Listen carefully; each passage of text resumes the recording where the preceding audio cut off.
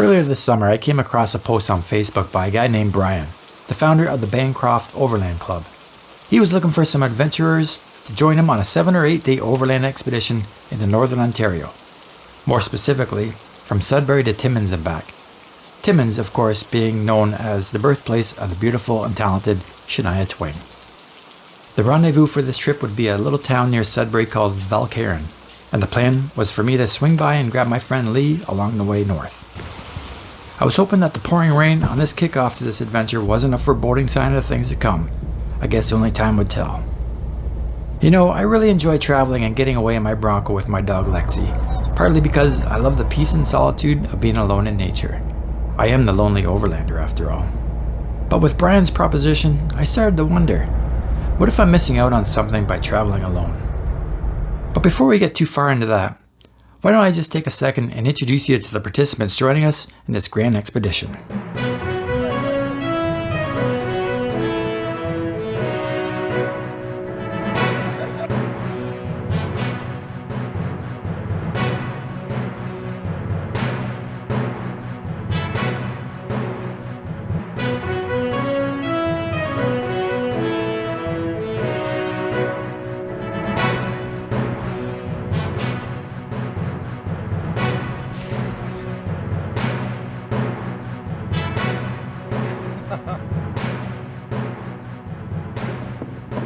So, full disclaimer. Day 1, again, I admittedly messed up on the recording on one of my action cams, the same way I did at the end of my Swisha Loop trip. If you recall, I had it set to time-lapse mode to film a beautiful sunset, and then forgot to change it back before venturing off on the final disastrous day. So it was this time around, on my previous outing, I put the camera away without switching it back to regular video mode. And so, well, the first couple of minutes of our story kinda looks like this. Which is kinda unfortunate because straight away, as soon as we hit the dirt, we had some real nice obstacles to overcome. But not to worry, I still managed to get some nice footage with my other cameras. Even though the starting point for this gathering was approximately 5+ hours north of where home is, we were still in and out of the rain showers this early afternoon and made for some excellent off-road travel. One of the more interesting trucks joining us along for this trip was this stock Xterra Pro 4X, driven by Matisse. This thing strikes a nice balance between 4-door convenience and practicality, and at the same time, a capable, short wheelbase and size similar to that of my 2-door Bronco. With his dealership connections, Matisse managed to find this rust-free example sourced originally from California. It actually wasn't until towards the end of day 2 that, while offloading footage from my one camera, that I actually noticed I messed up on the recording. Again, all wasn't lost, but despite the gray weather, we drove through some pretty picturesque and challenging areas. Here are some stills from that first day, courtesy of Brian. Of course, with still almost a week and hundreds of kilometers of off-roading yet to do, I'm confident this trip going forward will more than make up for what was lost. Mud puddles and water crossings, it seems, was to become the theme of this trip, being a pretty wet start to our Canadian summer after all. Well, that and the crafty, industrious work of the local beaver population helped out with flooding as well. Trail overgrowth and bushwhacking was also going to be a recurring element to our travels, as Brian made sure off the main road exploration was going to be part of our plans. With the initial meetup scheduled for early afternoon, it was already getting into the evening on that first day on the trail, and the going was getting thicker and thicker and the daylight growing darker and darker. While the leaders up ahead stopped to assess our current situation, somehow Lee managed to put a wheel off a narrow section of trail and needed a self-recovery. First item on Lee's shopping list might well be ditch lights. Hey Lee, have you seen my Novasight pod lights? Discount in the description.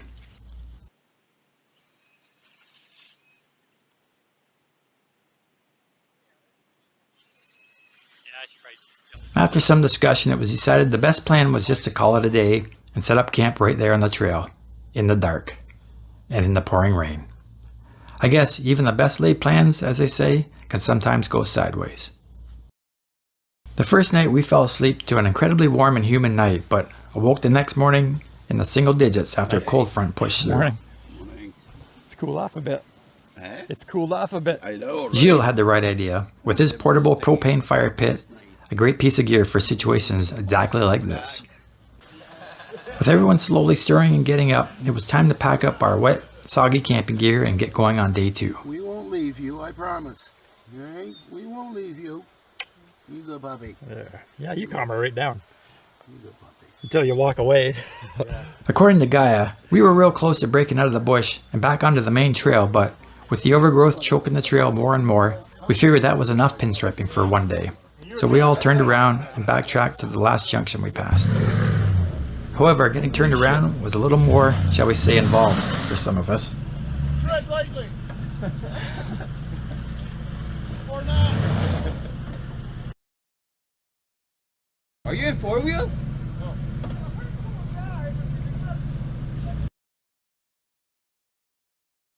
With Lee and my radio issues figured out, thanks to Jake, we were finally able to join in on the conversation. And it wasn't long before the topic of water crossings and beavers came up again. So we're going to get out. There's a big water crossing here. We're going to take a look at that before we go through. Alright. Looks like another beaver's gonna have a bad day. It's the same beaver. It's always been the same beaver. Beavers. I try. Pretty nice pelts, though. I prefer a little forest to explore, never mind the pelt.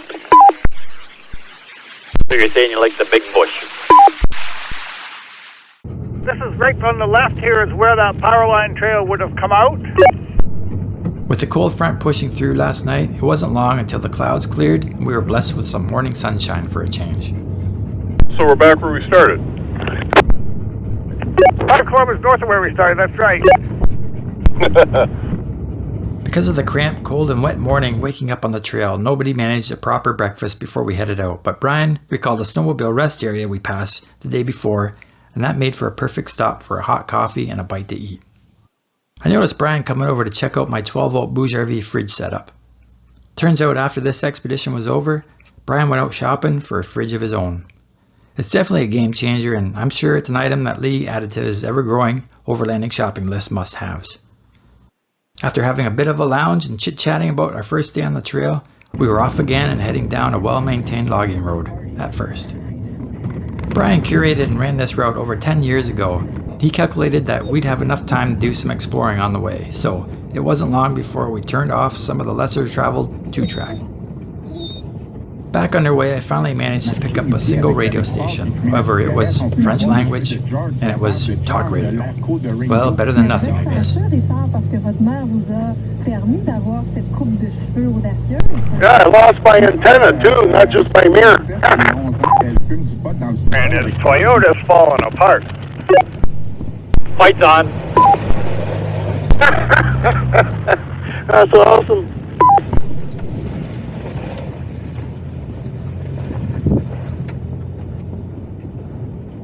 Some decent tracks on the ground in front of us, so that's a good sign, at least to start with. Tire tracks or Bigfoot tracks? Tire tracks for now, but there could be some Bigfoot tracks in there too. This wasn't to be the last mention of Bigfoot on this journey. Although many believe the Pacific Northwest is replete with Yeti, the vast, forested regions of northern Quebec and Ontario are also known to be inhabited by large, hairy, man-like creatures. Everybody stay where you are for a minute. I don't think this is going to be passable here. Some of the trail, last ventured on by Brian over 10 years ago, sometimes seemed like it ended up being untraveled since, and pulling 180s often seemed like the wiser option.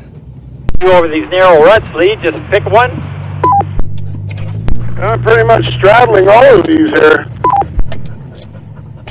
Wonder if that's maybe how you came off the road there that last night. Off on one section of hydrocut and back onto a defunct logging road, we found some sections unsurprisingly with tree fell. Some of it trimmed and cleared, some of it needing clearing. Clearing it by like an inch. Thank you, that sounds going real slow.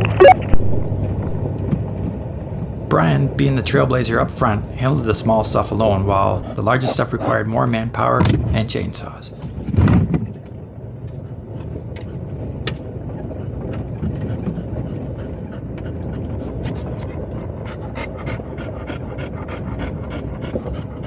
You got a tree in the way, could probably use some hands.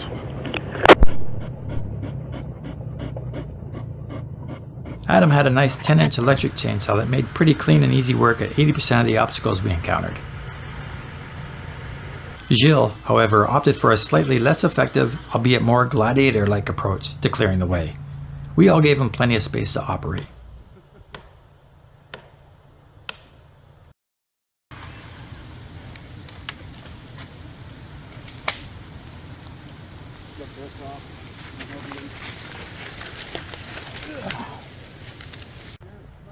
Of course, part of the risk of running over fallen trees isn't just tire punctures. It's got big much suspension. Yeah. You know, he's riding too high. We got to lower it. You got a branch up in there? Oh shit. Ready to take out a diff breather or brake line? Yeah. I just looked back and I was like, that doesn't look right. That very was. I drag a branch. Like I was exploring some trail. When I got back to gravel, like there's a weird noise. What the fuck is this? Like you could hear. Then I stopped and it was like half a tree. Some wedge somewhere and it was just dragging. This particular way took us up some elevation alongside a beautiful lake, so it was a perfect opportunity to stop and stretch our legs and take it all in. So there's a spot just up here overlooking the lake on the right-hand side. It's a really cool spot, so I'm just going to stop there. Tracks right here, Brian. I'm guessing that is what we heard this morning. That's what it is, yep. Wow. This also brought us beside the main Canadian Pacific rail line, which runs all the way across the country to the west coast.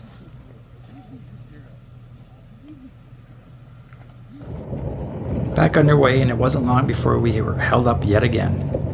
When riding farther back in the group, you're not always aware of the reason why we stop, but listen for the call for help on the radio just in case. A very small branch sitting up on top by your gas can and your cooler. Souvenir. This section was again back off the main logging road, but was thankfully clear and wide from the brush. When we were moving along quick enough to keep the insects out and the windows open, Lexi really enjoyed the multitude of water crossings. Looks like we're going to intersect with a big logging road here. But once back onto the dusty gravel roads, it was windows up and Lexi clearly voicing her disapproval. From mud to dust, I suppose. As long as there's no snow. Kind of missing all the pinstriping, guys. Not. Found some firewood. Bet you these ones are going to the paper mill. They're too straight to go to Home Depot for 2x4s. Already getting late in the afternoon, we didn't want a repeat of the first night on our adventure route. So seeing as we were now in a wide clearing, it was decided we'd make this spot our home for the night. It wasn't what you'd call an epic scenic campsite, but definitely better than the sweltering bush. But that night, the true beauty of the spot would make itself evident.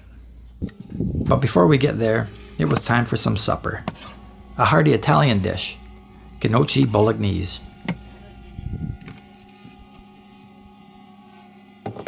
I really enjoyed cooking a nice meal while overlanding and try to mix it up as best I can.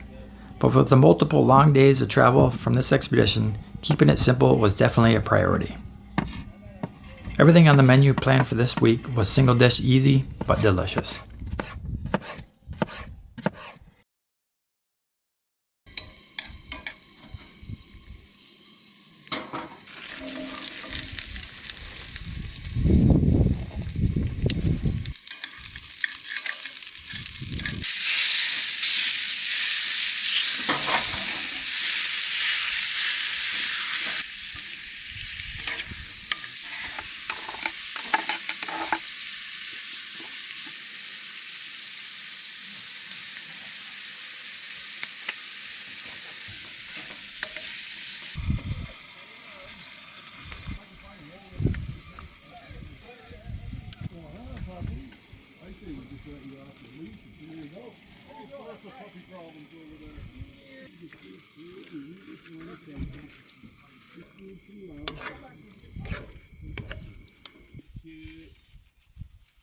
Tools for now.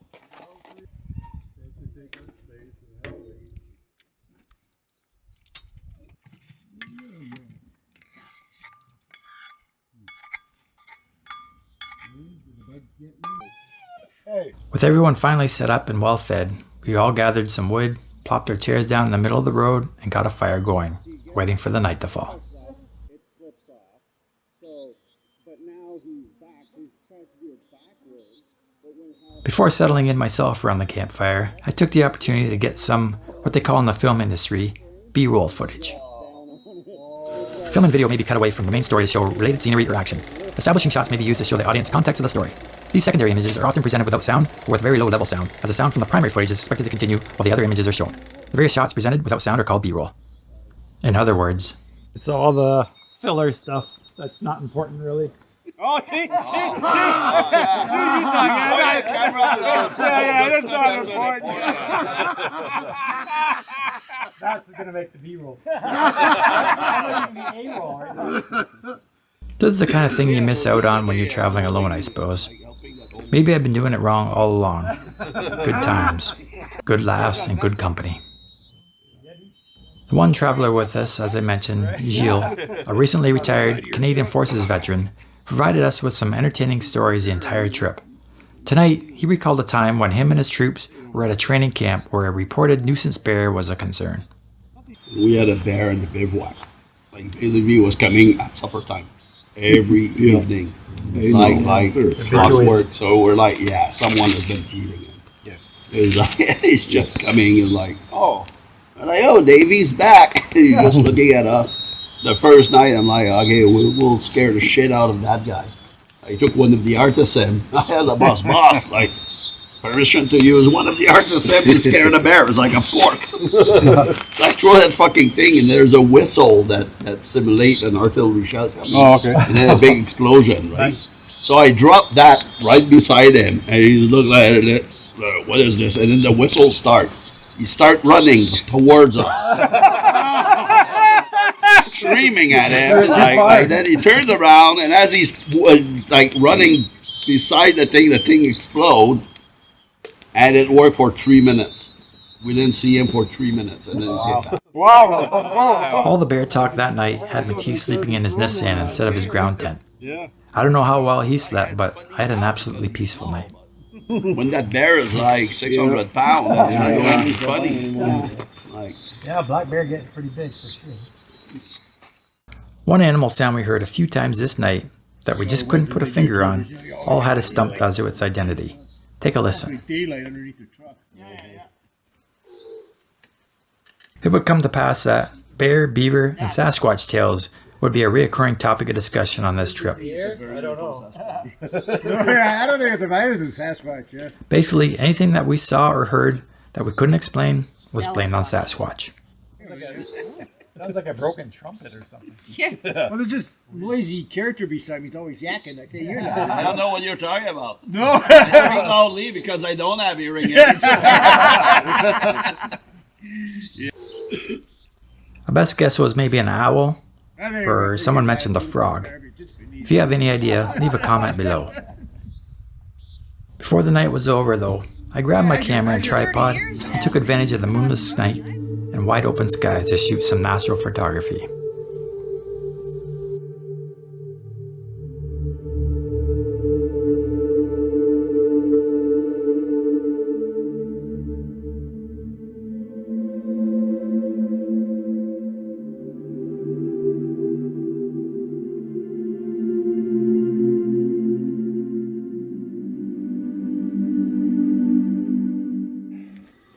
Brian started his day off right with some packed bacon and fried eggs. What kind of cookware do you use there, Brian? Whatever I found at Value Village or something like that. No stick? No stick, yeah, hopefully. Yeah, at first. Yeah, that's right. After packing everything up, it was back onto the dusty logging road. Lexi, again, a little upset that we had to drive with the windows closed. While stopping to have a look at the map, I noticed once underway again, my tire pressure sensor was giving me an alert. Yeah, that's right, a puncture. There wasn't anything stuck in the tire, but it was definitely a small slice from something on the ground. If nobody else got a flat by the end of this expedition, I'd lay blame directly on the Sasquatch Goodyears that come on the Bronco. We decided the easiest fix would be to just swap in the spare and carry on. I travel with a plug repair kit with me always and figured it'd be much easier to repair with the damaged tire mounted on the tailgate.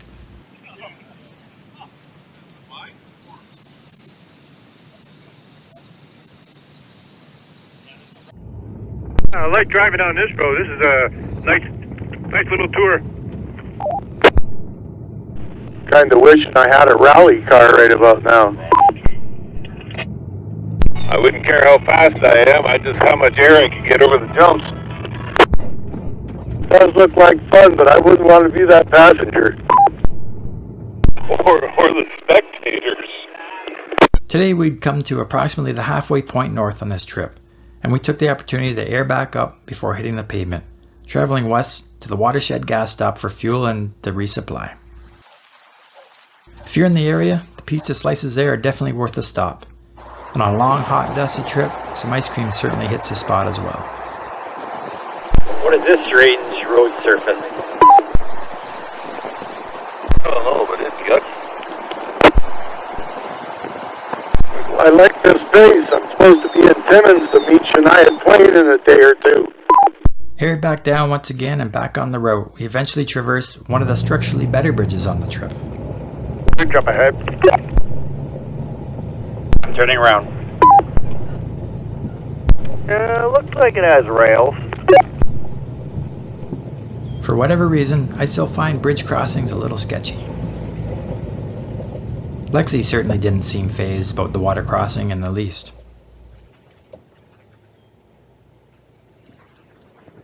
Thankfully, no vehicles are lost in the crossing.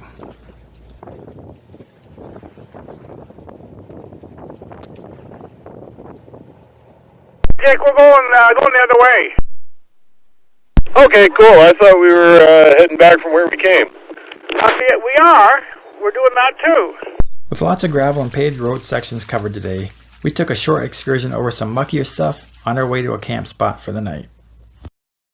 This one I assume was marked on Brian's Gaia map from before because I can't imagine ourselves just stumbling across such a beautiful area to set up for the night. This was our first lakeside camp spot on the trip and it was a beauty. Lake Matagami, and on Canada Day. Perfect. I didn't waste any time getting camp set up, taking care of some of the YouTube work, and opening the bar. Happy hour.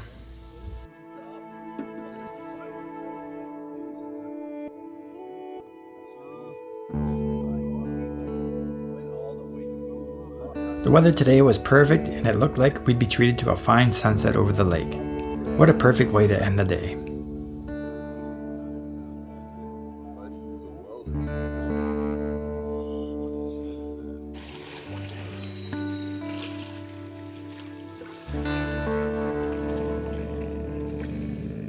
Because we ended up on the lake that had cottages dotted around it, there happened to be a weak intermittent cellular service.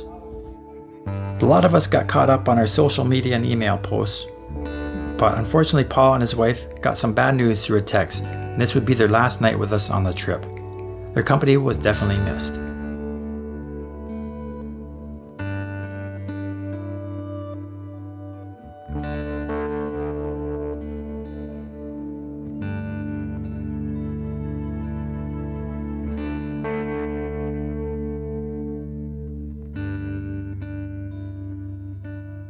The following morning found us once again on a short stint of gravel 2-lane, but it wasn't long before Brian scouted a branch off the main logging road, and of course, off we went.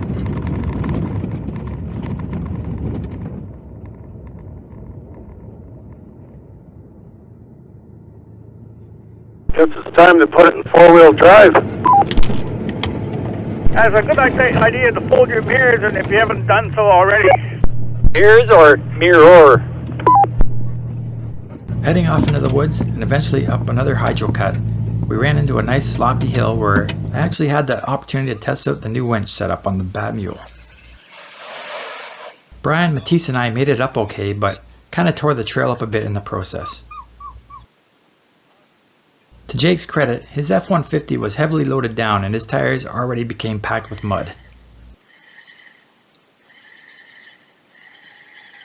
The 13,000-pound Openroad winch got him up the bottom half of the obstacle, but I still had to back up the Bronco and reset the setup to get him clear of the mud.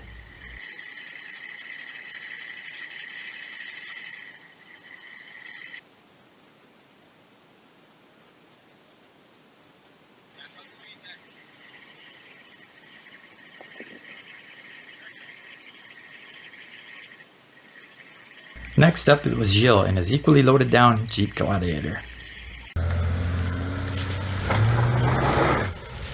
You need some power. Oh, you're just digging.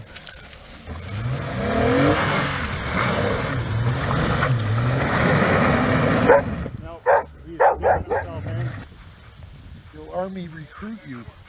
The previous runs up by the other rigs also exposed more large rocks on the line of those others following. Big one right there, right?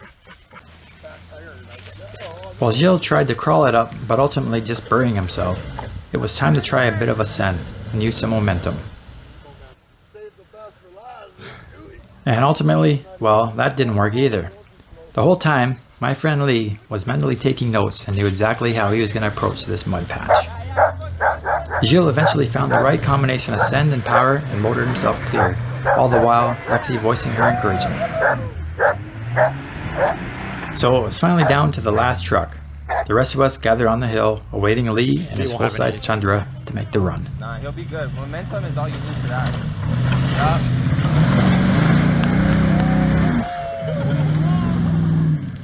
Starting up with lots of momentum, once clear of the boulders and potholes, it was lots of V8 power and four-wheel spin to finish off the mud pit. What are you doing on content for your channel, Eric? Do you need some more shenanigans? Let me know. After traversing that section of the transmission line right away, I was beginning to work up a bit of an appetite. So I see a clearing up ahead on the map. Maybe that'd be a nice spot to check out tonight. E-brake.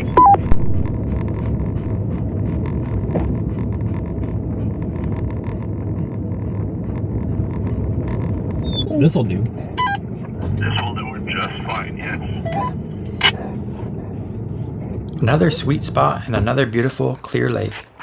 I took the opportunity to scoop up some more water with the Life Straw filter setup as Lexi and I were traveling light with just 2 gallons of Rotopack storage.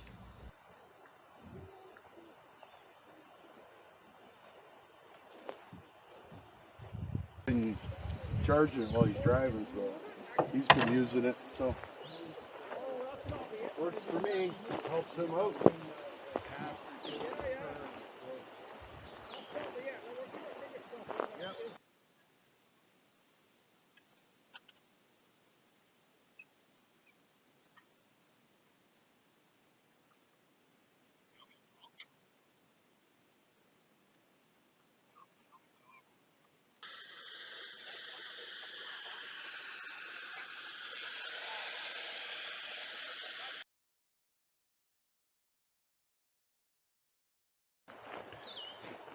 Bear!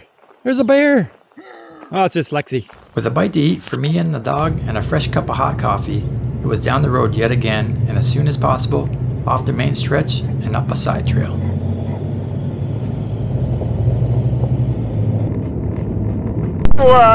Intersection there, so just go left at him.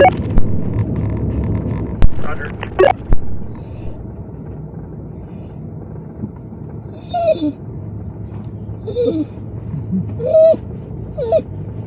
We eventually came up to a lone contractor standing there, holding a construction sign at an intersection. We decided to take the turn in his direction. What I initially thought was a gobsmacked look on his face at the sight of our mighty rigs turned out to be something else entirely different. Kilometers in, Brad and I noticed steady, rumbling vibration under our wheels that could only be from some sort of tracked vehicle. And before long, we finally discovered what was causing the tracks. Does he have rear view mirrors? He's so big, there's no place for him to go, except I think he's just making it. Yeah, I'd hope to go by. How about that? Nice. Damn. After a small stretch, he eventually noticed he was holding us up and kindly let us pass.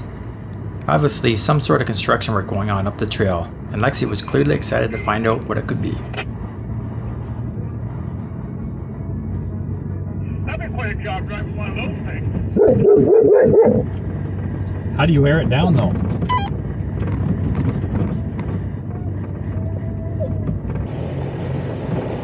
After yet another decent beaver, or rather water crossing, we came across another dump truck until we finally ended up at the construction site, which unfortunately was bridge work. So this was the end of the line for us. The dog goes completely feral when we're out here like this, when she sees people. You can probably hear her. A decade ago, this was probably a viable crossing. Luckily, they were opening up the region for some logging and needed the pass capable of taking fully loaded logging trucks across.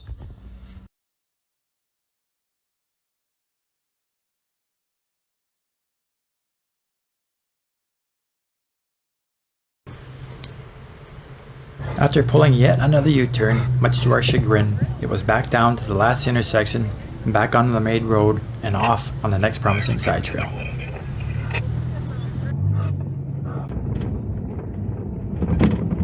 Turned on to left here a little bit is the other end of where they were doing the construction the other day. This section of the expedition had us on some nice surface, not overgrown or rough, so we managed to make up some lost time because of the detour.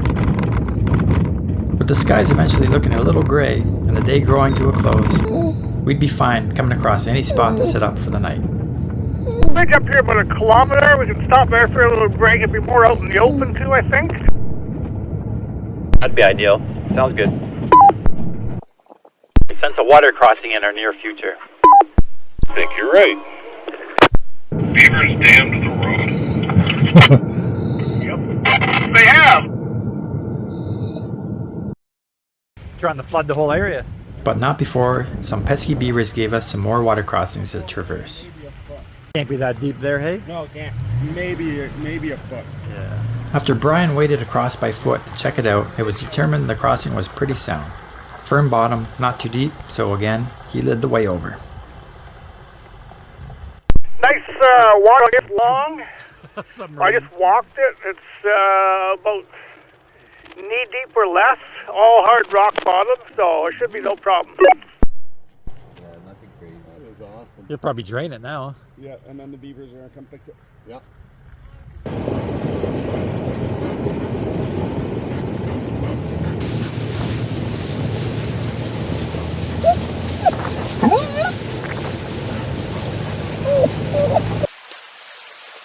Across the beaver dam and back underway, the alders were a little more overgrown here, and Lexi was now voicing her displeasure of them pinstriping on her Bronco.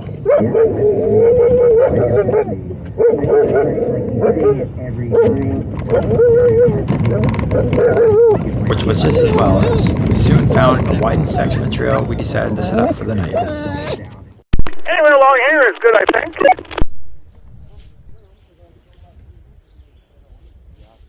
Matisse scouted out what looked like a promising waterfront spot from the GPS terrain layer nearby on Gaia, but turned out to be a dud.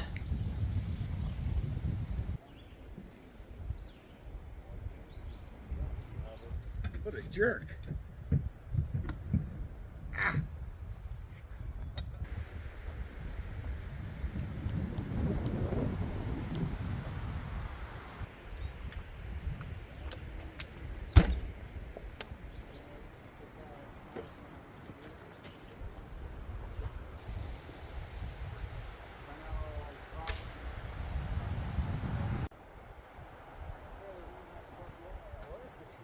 With everyone set up and winding down, it was time for some dinner. Lee getting some veggies ready to roast to accompany his juicy T-bone steak. Ask your dog. Exactly. Yeah, she's not going anywhere now. And apparently at some point during the day's travel, I unknowingly ended up with a bursted blood vessel in my eye Roast veggies, or something. that's barbecue. Yeah, No that's what it pain, is. no nothing. Nice. Look what it did to my eye, man. Oh no! I don't know. How's that from? I don't know. Too much bumps. I'll just keep an eye on it, I guess, for the rest of the trip. No pun intended. Sausages. You got nice, delicious sausages tonight. Oh, what kind of sausage? These ones are like fine herb and onion. Nice. I can see the spices in there. So they should be pretty delicious tonight. That's a nice cooktop. It works. If you can believe it, it's almost 15 years old. Nice. It's still going. Yeah. Coleman, yeah. And now my turn. Again, I try to keep the travel menu relatively simple, but you know me. I love showing some nice cooking prep in my episodes. Blowtorch bacon cheeseburgers. Yeah, I just made that up. Bon appetit.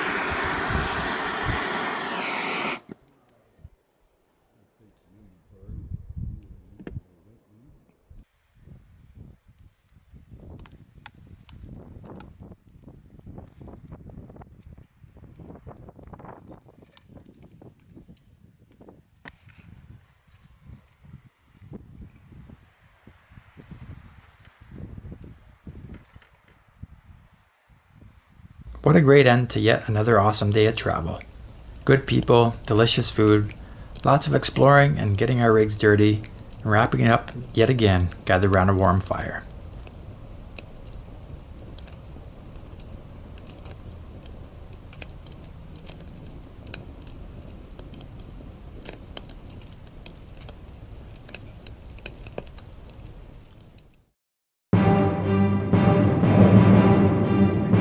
Anybody else have a feeling of deja vu? I'm not turning around, man. The beavers out here must be huge. And busy. I hear they have chainsaws. My first impression of this obstacle had me definitely thinking about turning around, but Brian wasn't as easily discouraged. Oh, he's out doing his Brian thing. Well, you'll have some flickering flashbacks here. Oh, how deep? It gets deep right off of where he goes on that side, so we're going to have to run over part of the Beaver Dam. Got a bit creative. Is where the There was no way we'd be able to follow around the Beaver Dam, as the original trail was built up with steep banks on either side, especially on the passenger side. Doing so would have meant almost certain peril. Hold the plug, Brian. Drain it. Brian devised a plan to cross over the Beaver Dam where it jutted out, but it was going to take a bit of clearing and leveling to ease the trucks over. Go up on the Beaver Dam. Yeah, stay as far left as you can.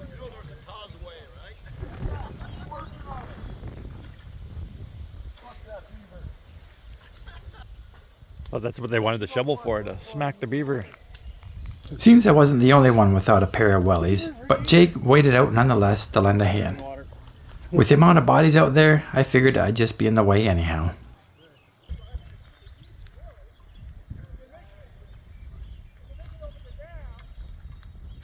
Of course, with Brian leading the expedition, he'd be the first one to test the crossing.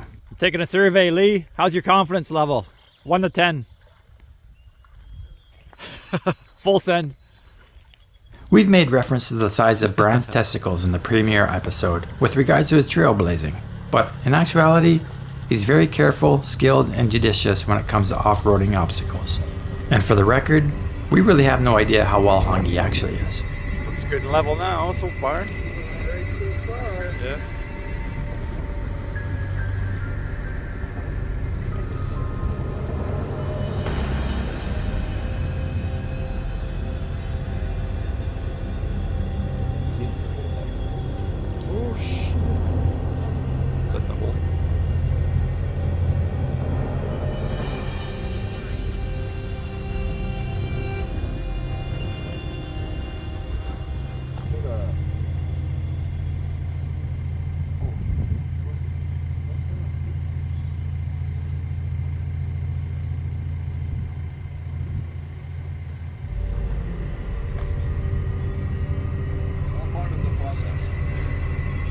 camping.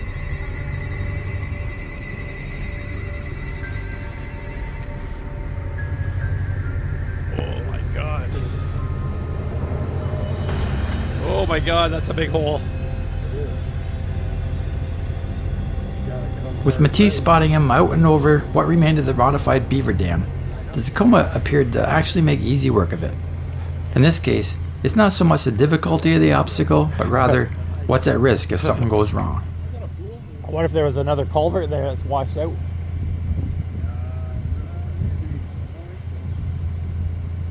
That's one.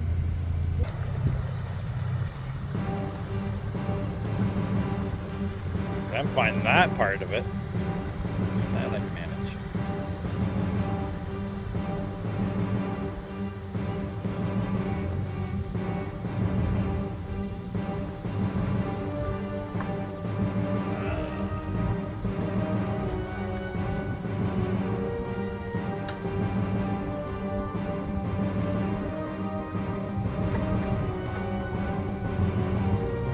I don't know whose traction boards those are, but they're probably wrecked now. Same with Adam's Ranger on 35s. Easy work, but you can see the massive divot we all need to pass over just to the left of the dam. So that was the two mid-sized trucks across, but now it was time for Jake and the much bigger and much heavier F-150. Yeah, you don't have a locker either, too. That might be a little worrying.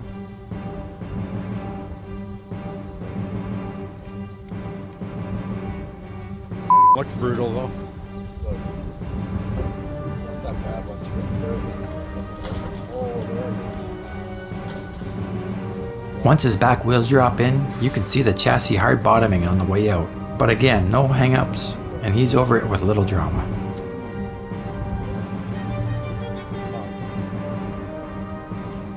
Next up was Matisse, and with Brian's turn spotting him over. The shorter wheelbase Nissan, clearly with an advantage here over a steep and narrow trench.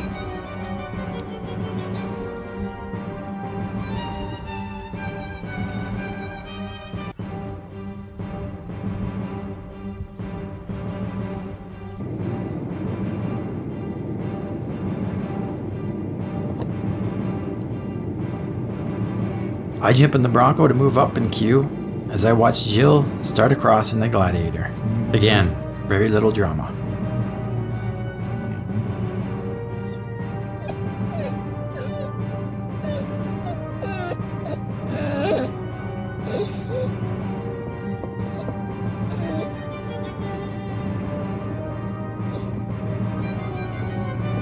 And then it was my turn. Lexi clearly a little apprehensive. I tried giving her a little bit of reassurance, but I think that was maybe more for my own benefit, given my water crossing history. It's alright, honey. It's alright, honey.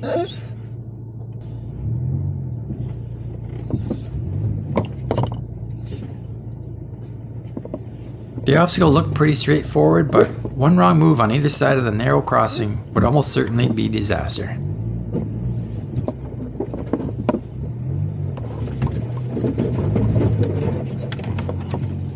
Nice work, nice work.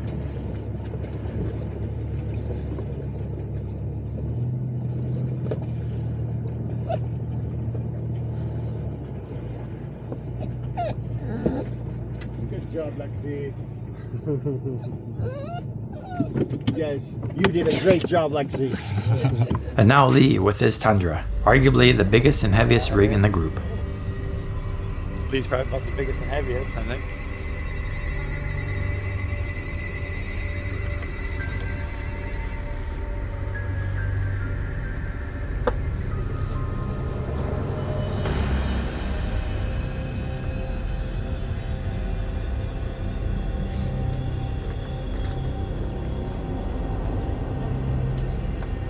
Drain the swamp. With the long wheelbase, you can see just how close Brian needs to spot him to the driver's side edge so as to clear the back wheels over the dam.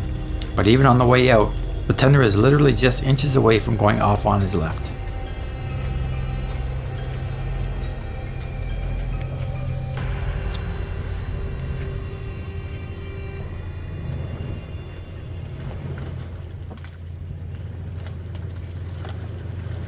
Guys, that was awesome.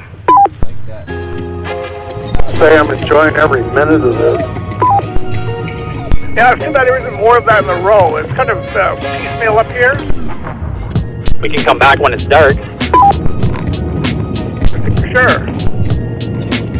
Great, I get to use my new pod light. Hey Brian, do you still think we're making it to Timmins today or tomorrow? I think once we get through this trail, we're actually pretty close. Look at the pretty flowers. Got some pussy willows. We're not at Shania Twain Museum yet. Damn it! Fucking roads rougher than the trails. 4 days into the expedition now, and we finally arrived at our halfway destination, Timmins, Ontario, the birthplace of Shania Twain. Going around the road closure, I think. After gassing up and resupplying at the local grocery store and LCBO, it was at last a stop at the one true bastion of Canadian society, Tim Hortons. I could get half-ass chicken at Popeyes instead of mediocre pizza. Can't get a good coffee at Popeyes. Can't get a good coffee at Tim Hortons either. Go through the drive-thru. Blasphemy. But then again, I guess others had more pressing matters. I don't care about that. I just want to know where the Shania Museum is. Medium double and an apple fritter, please. That's it. Now we know where the beer store is. Mark your maps. The site is marked. Unfortunately today, we didn't actually have time to visit the Shania Twain Museum, but I'm sure it's definitely on everyone's bucket list in this group, despite nobody being actual country music fans. Hey, Shania, I'll be back. Man, I feel like a woman. Now heading south out of town and back onto the gravel, it wasn't long before the brief urban nightmare was just a faint memory, and the signs of the wilderness once again started making their presence felt. There's a big pile of bear shit there in the road. Yeah, I think there's going to be a lot of bears around here. Honey? I thought that looked like a pile of bear shit, but I didn't want to scare my teeth. It's a tire track right there. Side by side. Shortly off the main gravel road, we came across yet another water hazard, this one apparently given up on by the local beaver. Used to be a beaver dam, it looks like. Yeah, I remember that was a lot narrower before, but... Beaver Lodge. There wasn't much concern to this crossing with the shallow, rocky bottom, just a slow, steady approach and trying not to hang up on any of the boulders. You're gonna be on camera, Brian. Make it look good. Yeah, that one rock on the left. There you go. But like Lexi's got opinions, she wants more sun.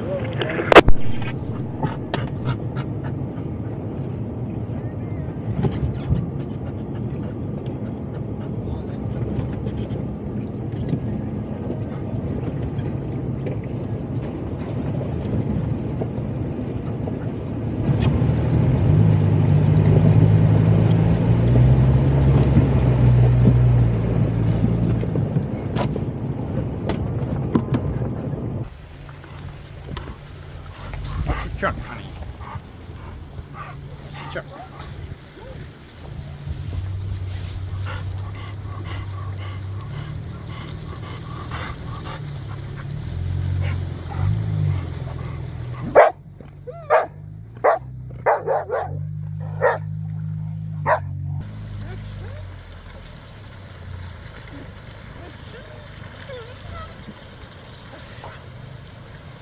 Lee, being the last one over, was tasked with the responsibility of picking up the action cam before making the crossing himself.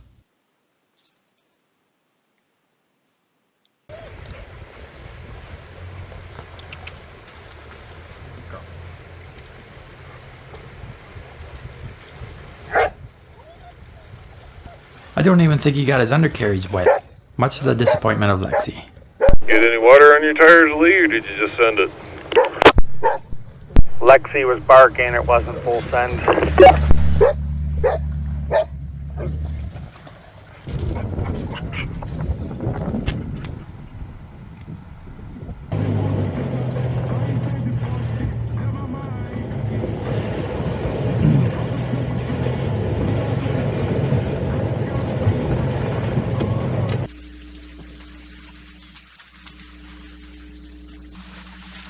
Not long after, we veered off onto another hydro right away, again for a stint before heading back out onto the gravel further south.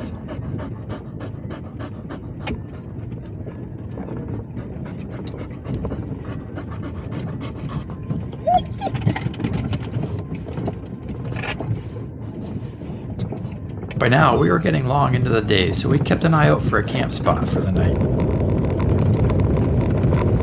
It's like a good spot to set up for the night. Nap time. The area we actually ended up with was a spot we passed earlier on the way up, and it would do just fine for a stay. A decent clearing and lots of space for the rigs. Once set up, it was time to relax and gather the lounge chairs around what would eventually become our fire pit. We don't always know the direction of the conversation in social settings like this, but somehow the topic of discussion started out being about illicit drug smuggling. He was going to Jamaica every week. They sent some divers down on the ship, and they found boxes welded to the hull, under the water line, welded to the hull, stuffed full of weed. And they figured somebody had gone when they weren't looking. Somebody had gone while the ship was in port in Jamaica, welded this shit onto the side of the ship, and then they'd stuff them full. Then when the ship got to Miami, they'd go down, fill it full of bricks. That's fucking genius. If you think of it, that's fucking genius. Let someone else fucking transport your fucking dope. To the amazement of everyone in the group, Jake actually had a Starlink remote internet set up in the back of his truck. Yeah. This is roughing it all right. Yeah, things are tough, man. Beer out of the fridge. Propane. Say no more. Steak and burgers. Yeah, things are tough. We could arrange that next year. I can bring a projector. Yeah, you see a lot of people doing that. Yeah. We can stream Netflix from the Starlink. Yeah, exactly. What are we watching today? That'd be cool. 9:20 concert. Some popcorn. Fuck yeah. Who bought Sasquatch file. Of course, Jill, as it turned out, is rather well traveled and quite adventurous, as we were about to find out. A wreck or whatever, a pile of planks are at the bottom. And normally it's in 130 feet of water.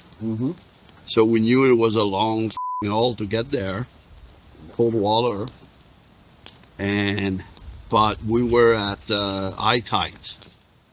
So we got to 130, we see the planks and we see that there's still like 15, 20 feet to go. And we're like, we're here, so let's go. So there's the three of us. We go see like there was like a bunch of sea bass like swimming around. It was beautiful. And then we're like, all right, like that computer is yelling at us, like let's start going back up. But going back up is like a nice incline, right? So we're going back up, and then Nadia, second stage, started like freezing up. So now she got a free flow. We're at still 130 feet, free flow on single tank. So like her husband, like they got his like spare second stage ready. I got my hand on her gauge, and I'm like, all right, let's go. And we booked it. We went back to 40 feet like quite fast, and then thankfully or like it stopped free flowing. And then we were able to take our time to finish, and then we stayed in 15 feet of water for like 15 minutes, right? Like finish our air there. And like when we got out, we're like, all right, that was an adventure. On another occasion, while on a solo wreck dive at night, Gilles again managed to have some more issues. I'm like, oh, that was a dumb idea, but well, I'm committed. So I fucking kept pushing. Are you sure? And I feel like, and I found a hole big enough for me to get out, and I got out, and I was like, well, that was dumb. I was like, all right, note to self: do not go into holes you don't know at night alone. That's very good advice in life. Yes, Yeah. it is. That works. You're not going holes you don't know. Yeah. At night. What if in the middle of that, your flashlight goes dead? Yeah, I suppose you probably got a spare. That's why you have a backup. That's just a pretty hot rack. The foolishness of youth. When you get older, you got a gut. You can listen to your gut feeling, right? That's it. Yeah. Another beautiful night, worked hard. a warm fire and good company. If it wasn't for being so tired with all the off-roading, I'm sure we could have all stayed up the whole night doing this. I see a problem. You bought the small camp. The following morning, Lexi was anxious to get going again as we slowly packed up our gear. Now, multiple days into the bush, I needed to get some manscaping done. Who needs a haircut? Who's next? Lee, you need a trim? I'll go. I gotta look at the camera on my phone or I'll take my eyebrow off. Adam, with his hardshell rooftop tent, always seemed to be the first one set up and the first one packed in. Lee undoubtedly had also noticed the benefits of a clamshell rooftop tent. Back on the trails and heading south once again, the terrain distinctly became more sandy, which was a smoother, quiet, and welcome change, while it lasted.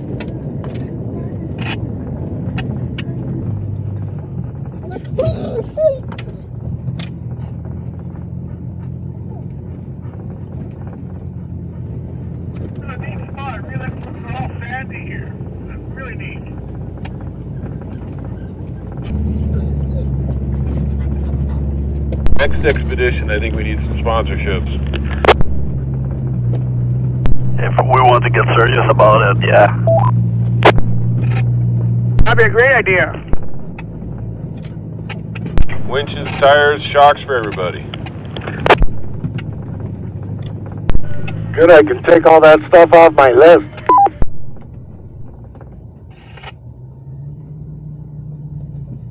As the trail started to get more overgrown and less traveled, Brian had to consult the guide map for a route forward.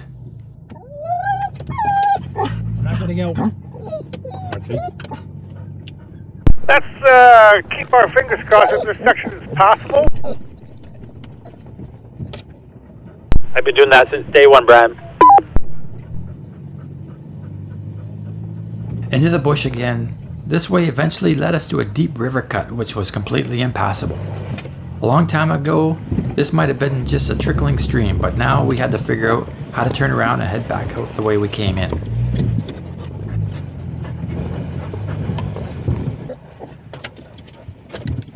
So hypothetical situation, guys. If Shania Twain was on the other side of that river, Answer to your question, yes, I think we could find a way. A little extra motivation can go a long way, but it can also get you into trouble. I think we'll just stick to the route, thanks.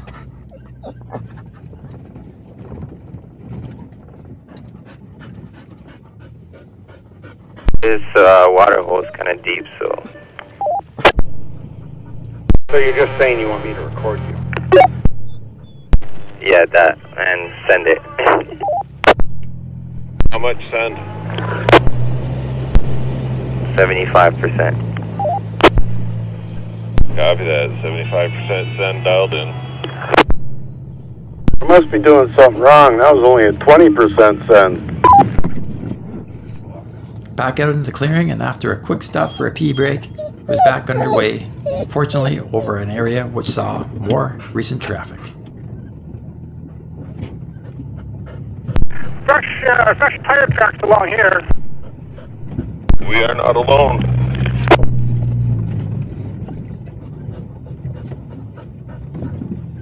go in a circle? Familiar. No, kind of looks the same after a while. I suppose. I swear I'd seen that tree on the right before, though.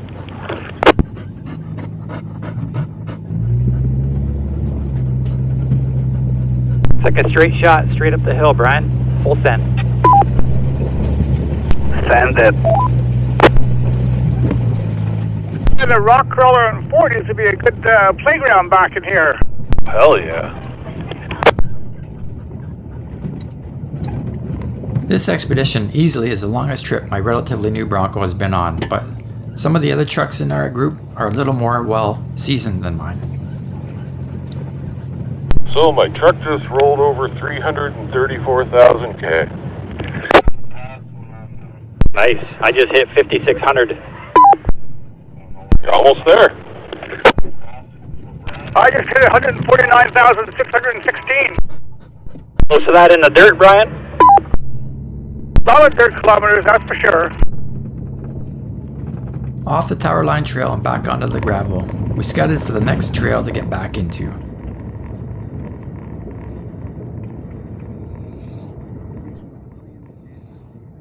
Right here, there's another spot where it crosses just around the corner. There's another little crossroads. We'll do that. Yeah, I see that. Sounds good. This one happened to be a little more popular one in the area. Some traffic here. I think this is the exploring part of the trip. That's what it's all about.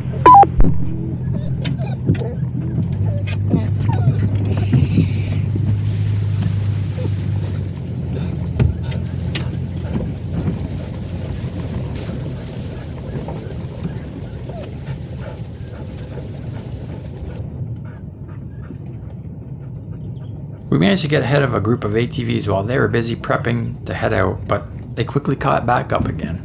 If you see a chance, probably a good idea to let all those ATV guys go by so they're not, we don't hold them up too much, and they can clear the trail if it's necessary too.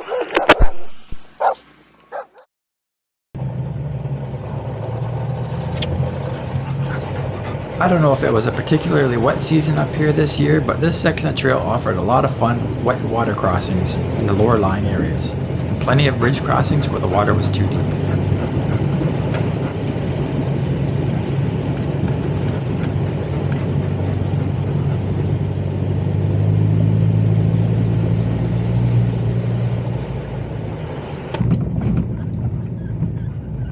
Hey, here's us on the bridge. After stopping for a quick bridge inspection, we were once again back underway. My anxiety about bridge crossings were somewhat eased over this trip with the multitude of successful crossings by us, and not once ever having to be the first one to go over any of them.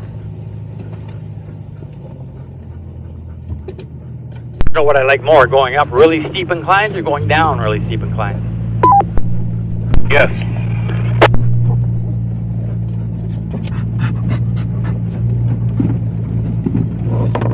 This section of trail is used by the snowmobile clubs in the off-season, so it's no surprise the infrastructure is in good repair and the trail is well marked. So whatever you get out, there's a big water crossing here. We're going to take a look at that before we go through. All right.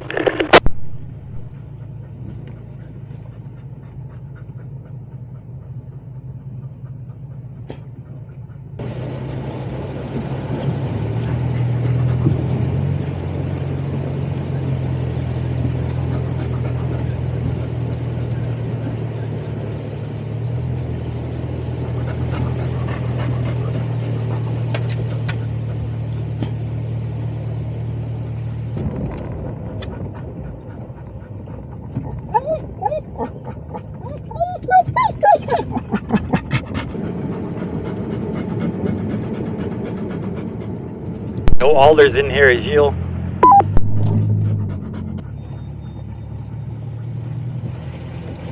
Yep, sway bar disconnects, definitely on the list. The sway bar disconnect on my former Badlands Bronco was a godsend over uneven terrain. Not so much for the added articulation it provided, but for the nicer, less pitchy ride comfort it allowed.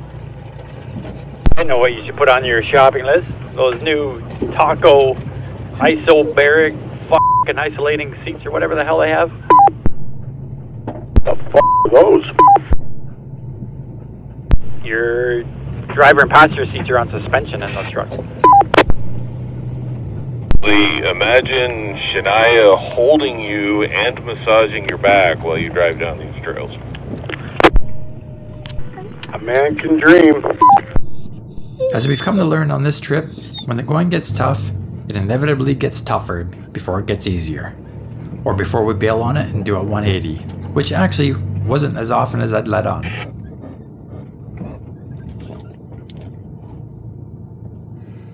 Gilles once again swung the topic of discussion to the indigenous, legendary creatures of the woods. Looks like these three have been broken up by Sasquatch to indicate their territory. No, they're not throwing rocks at us. Either Sasquatch or flying beavers. Watch out for the rock throwing. This is a clear sign of Sasquatch activity. It's undeniable.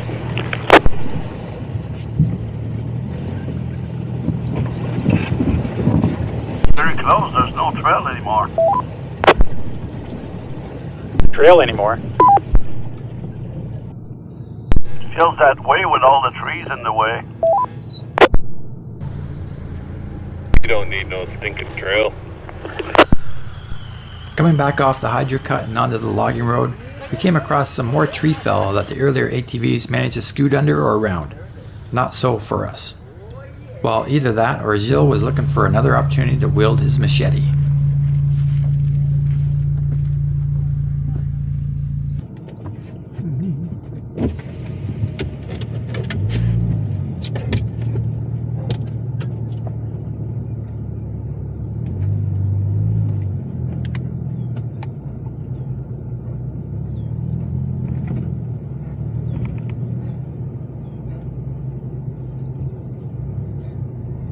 You guys just missed two, they look like sandhill cranes. There they go. They're flying the way we're going. Oh, see one? Yep, left side. Call them the ribeye of the sky. In that case, I think I figured out dinner. Just get a Sasquatch to throw a rock at one, maybe?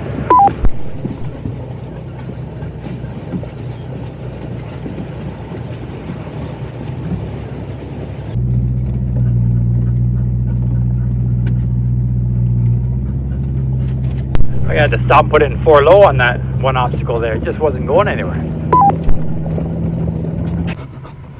What's 4 low?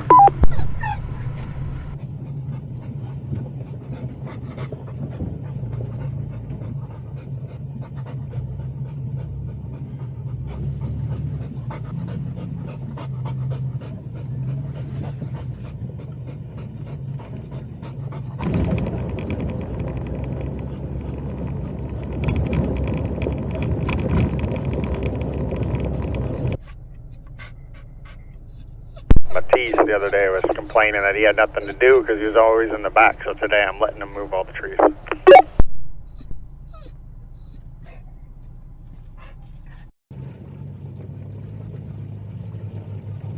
Jake, were you talking about your rear shocks last night?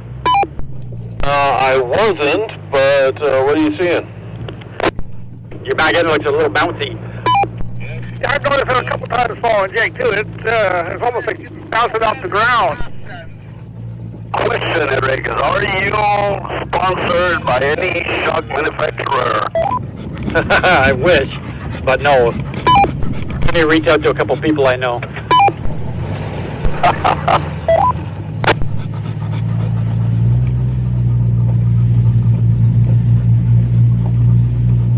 About this time this afternoon, we were approximately halfway back south again and planning to stop for more supplies, and refueling the trucks.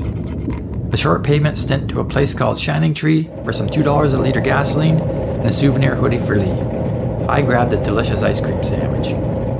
Unfortunately today, we lost a couple more of our group at this point. Adam's back was acting up, so he was going to throw the towel in, and Matisse said he had a soccer game. Most unfortunate because they both were about to miss out on the most epic campsite yet on the trip. Looks like we got Sasquatch drilling holes in this tree to my right at my front door. Now we're in trouble. Sasquatch got power tools. Don't ask what he's using those holes for. 4 or 5 different holes all stacked up. You know, as he got older, got taller, he made a new hole. It's lonely back here. I think we found our spot, guys. Perfect.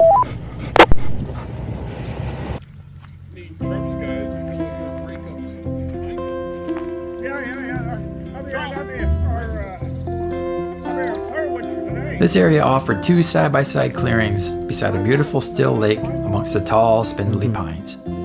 I could have finished off the week right here.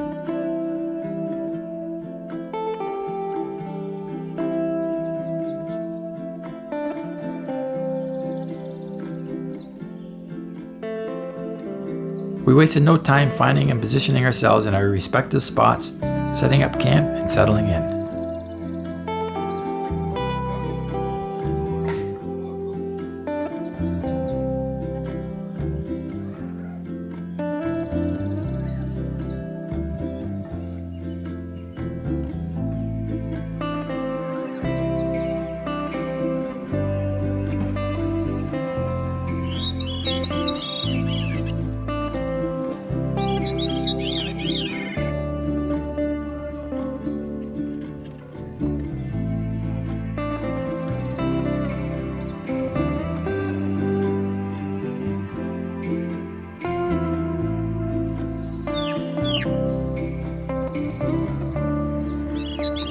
I opted on a 6-pack of Molson Canadian because, well, I guess I was feeling a bit patriotic. And who wouldn't in a beautiful setting like this? Well, that and the only other beer option at the resort we shopped at was Busch. Hard pass. With the fridge restocked, it was time to get some dinner started. On the menu tonight is a simple and delicious Korean dish called beef bibimbap. Basically a bed of rice under a saucy, meaty stir-fry. I reluctantly offered to cook some for my friend Lee in exchange for him letting me borrow his large frying pan, but he flatly refused the cuisine. Odd considering that the recipe didn't even call for dillweed. Despite all the prep work, it's a pretty simple 2-dish recipe, and easy cleanup is an important consideration when on an expedition. I think the hoisin sauce soy blend is what really makes this meal stand out. Just delicious.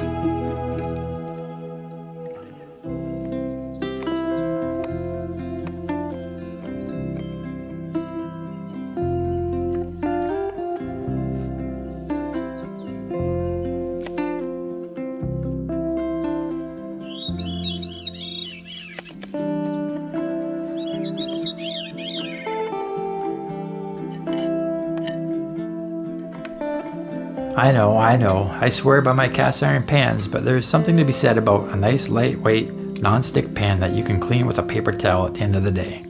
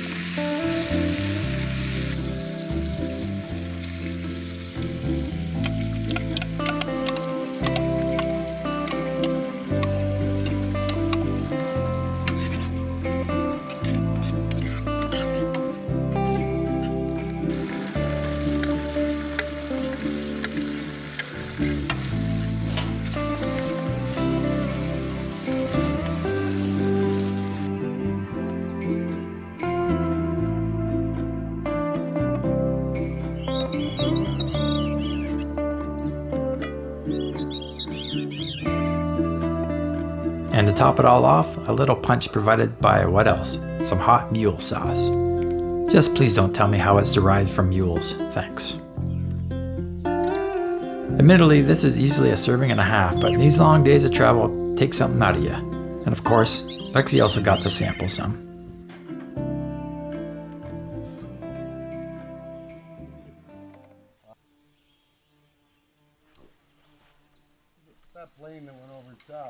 With everyone fed, it was time to get ready for the coming night. Just look at that, a washing machine drum fire pit. I told you this was an epic camp spot. Admittedly, this spot was a little buggier than some of the spots we stayed at, but not terrible. Lee brought along some old-fashioned mosquito coils, but I'd be damned if I could remember how you set them up. How's that? It's been forever since I've done one. Alright. I think you gotta light the inside. Alright. The inside. And then it goes on there? Well, then it'll fall off once it burns past that point. Oh, that's true. What the fuck? With the mosquito coils finally figured out, it was time for some lounging and reminiscing. That's where they hang. They smoke? Maybe get a nice color flame out of it. Well, just with the video when he was going around, we had one around that tree, and the camera falls over. Yeah. Yeah, I'm coming around going, where the hell is this fucking camera? I do not want to drive over it. Well, I'm looking for Yeah, that was looking. I know. You told me to stop and fucking pick it A up. minute right after I set it up. Right. Day one when I think it was McKee's. Yeah, he says your friend Lee, man, he went off the road back there. What the fuck? Yeah. And he comes up to us. Anybody know how to use a winch? He's the guy at the back's in the ditch. Yeah. Ditch? Where the f did he find a ditch around here? Oh, it was like 100 feet we there to were all there. following each other, like, how the f did he end up in a ditch? We got a new guy.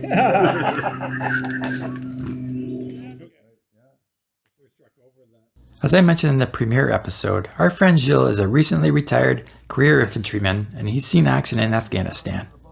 Because of the prevalence of IEDs in the war, vehicle convoys would travel with the aid of radio jammers to disrupt any remotely detonated explosives. At least, that's how it's supposed to work. I'll let Gilly take it from here. Jammers, and he was doing all the testing. And we kept, like, after we asked him the first time, we realized there was a trigger for it. We told him, so that means that it's safe. He's like, the first time, he's like, no, it means that it's under the threshold that Health Canada deem okay. Yeah. We're like, oh, so that means it's safe. It's like, no, guys, this means that is under the threshold.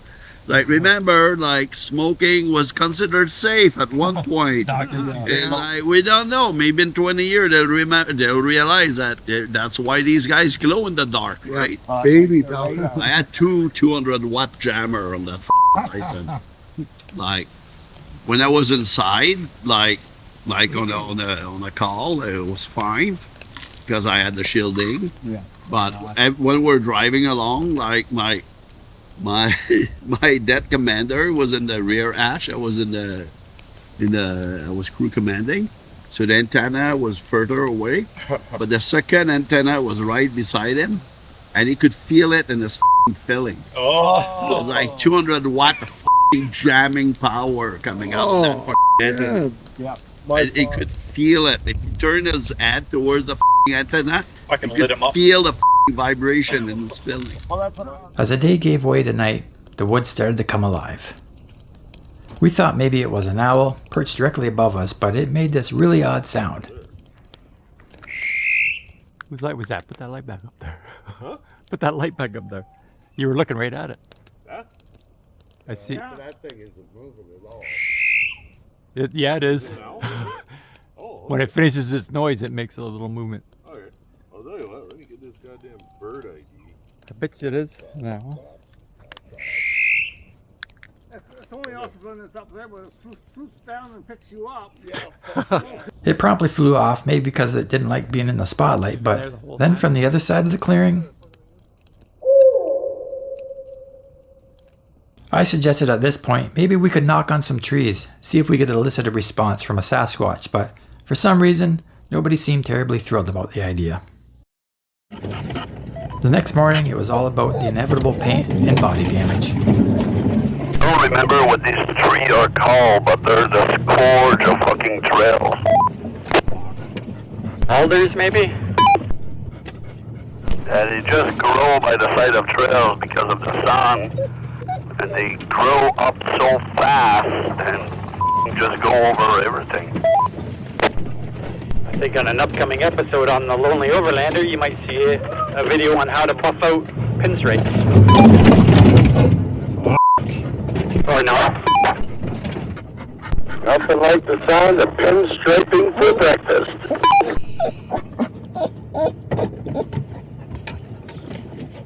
Brian's clearing a little bit and checking some water, but I'm not sure I can get up there to give him a hand. I got thinking if we had a crew coming the other way. That would be interesting. If we're going uphill, then we have the right of way. I didn't know there was rules out here. Horses usually have the right of way too. Put the Bronco up front.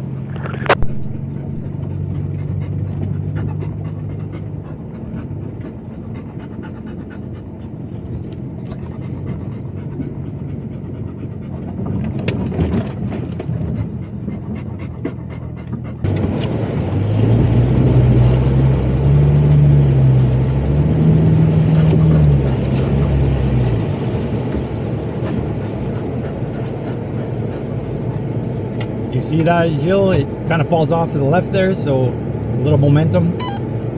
Once out of the alders and onto some forest road, we ran into a solitary black bear cub wandering down the trail. Bear cub on the road if anyone wants to grab a peck. Where's Mama Bear? Really small one too. What is he? Probably a year old? Small enough for sure. Oh, he's coming this way too. Maybe he's going to talk. Yep. Thankfully, Lexi didn't see him, and I wasn't going to risk getting out of the truck and having her sneak out behind me. That's all we need is Lexi to run down a bear cub, only to have Mama Bear chase her back to us. There you go.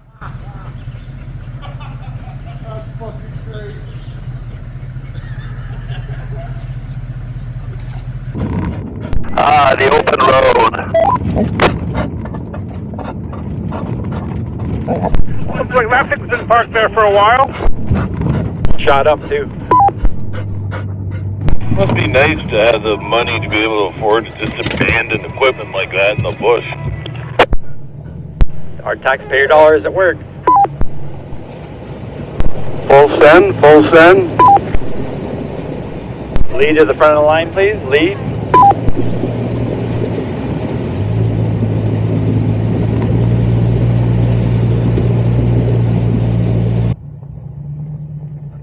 For our lunch stop, Brian had a nearby abandoned mine marked on his map that we decided to go check out.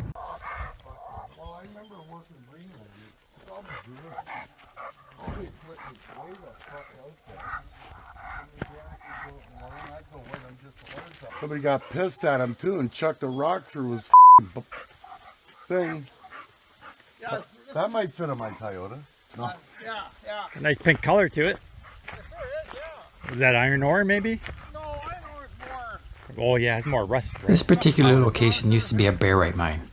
Barite is used in manufacturing and has many uses, and in its elemental form is a toxic heavy metal. Got a chute, I think. It's a gate on it. Maybe that's oh, okay. Or there's a conveyor system over here. It would seem maybe the company that owned the rights to this mine may have gone bankrupt, as no former closure plan was filed with the ministry. There was also no financial assurances for infrastructure removal and cleanup.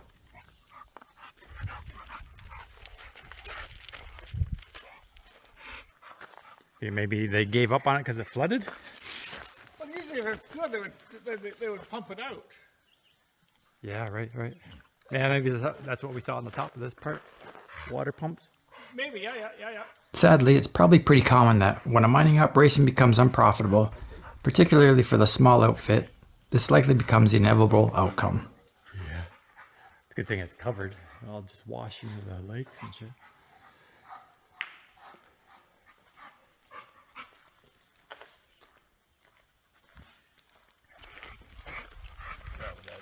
Oh, here, yeah.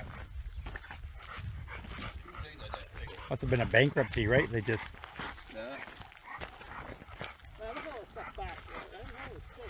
Chevy truck. No rust. Look at that. Yeah, rust-free. Good reason it's been abandoned. That's why we've seen this one right here on the platform. Yeah, it's not even mobile or anything. It's got its own engine and everything else. What kind of head is on the front of it? I don't know. Out comes Sasquatch. Or a bear.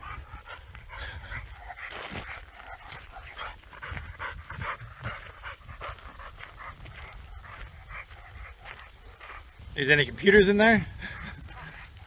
Everything basically just left on site. All the machinery, vehicles, and buildings. Because of the remoteness of this area, employees probably lived off and on the site in these portables.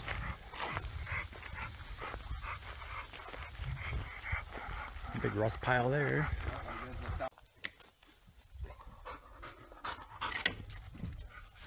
Is that rock salt? That's probably sugar. Won't get angry in the fridge.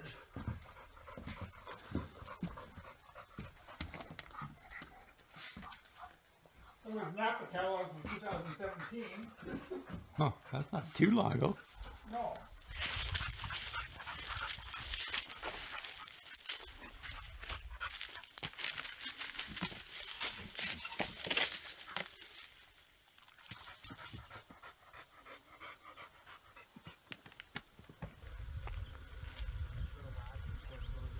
After a little on-foot exploration and a bite to eat, we were off yet again under graying skies, heading south in and out of the power line right-of-ways as we've become accustomed to.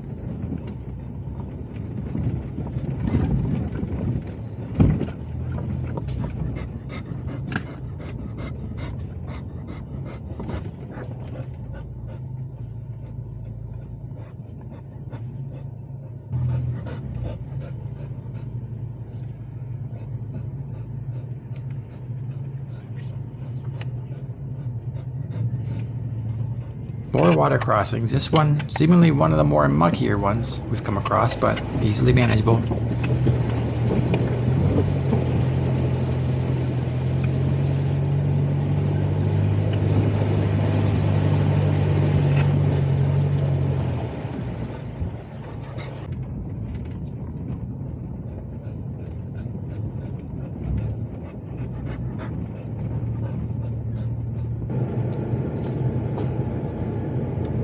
This section of the planned route had seen little traffic recently, and the further south we went, the more overgrown it became, at least in sections.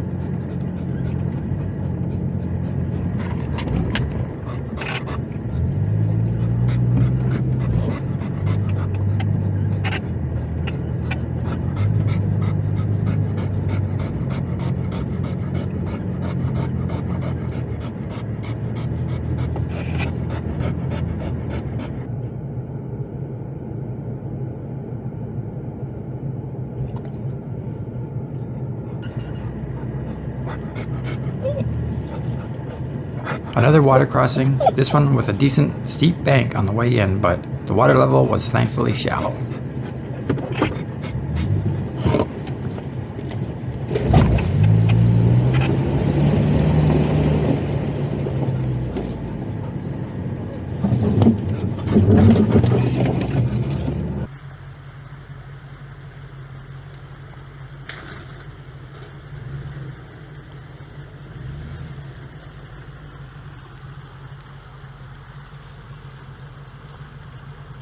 It's not going to sound good with the back wheels coming in.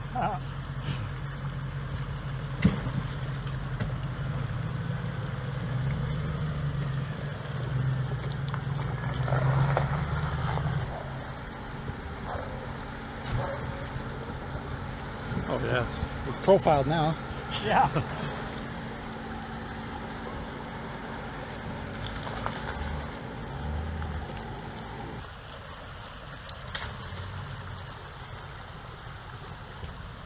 Lee, somewhat surprisingly, taking this one uncharacteristically cautious. That's the one like him. I'll say it again. Brian led us through some pretty crazy stuff. At least what some of us thought was potentially sketchy, but he never once put anyone at risk, and when he wasn't absolutely sure of a particular obstacle, he'd go out to make a thorough assessment. I was somewhat curious as to why he preferred shorts and sandals for this kind of rugged outdoor travel at first, but no more.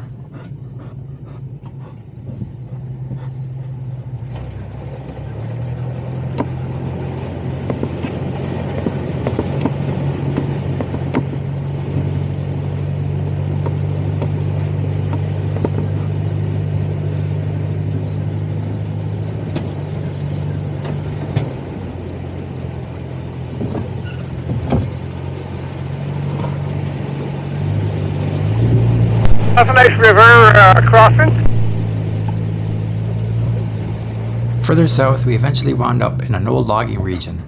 Seems like the activity here actually wasn't that long ago, but because of the sandy soil, the ground was pretty beat up and moguled.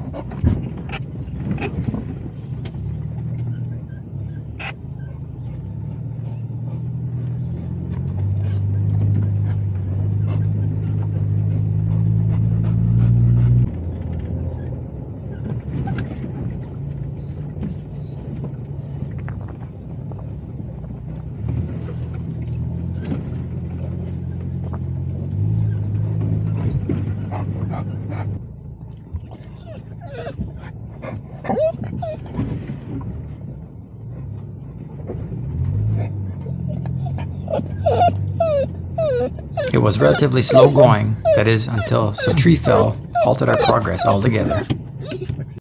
I really wasn't expecting this at all.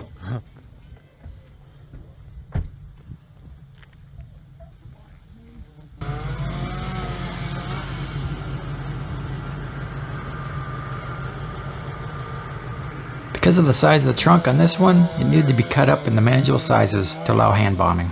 This looks more intentional than using slot.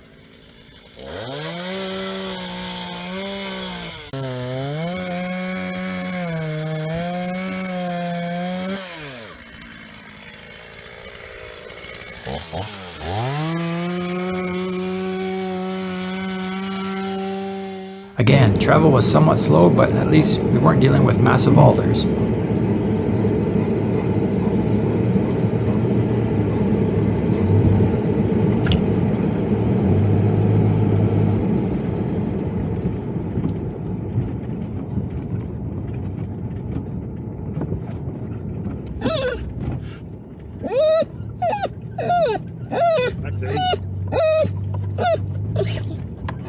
Eventually, Brian led us to an intersection on the road, and once consulting the map as to which way to go, we happened upon a bridge that was in considerable disrepair.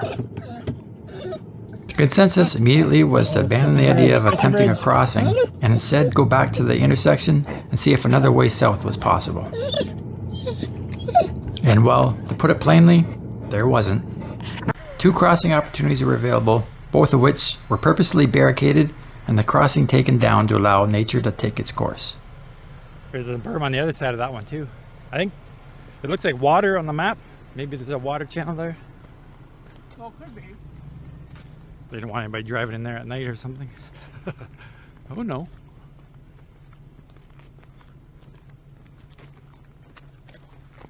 Oh, yeah. Yeah, something down there.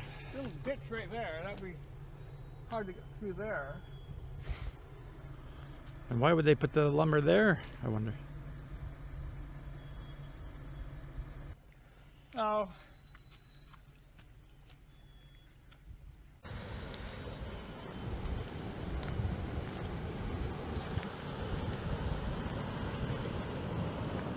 Nice little waterfall. Oh yeah. There's a lot of water going through this side. I wonder where it's exiting out on the other side of the pond. I don't know. I just more for the entrance right over there.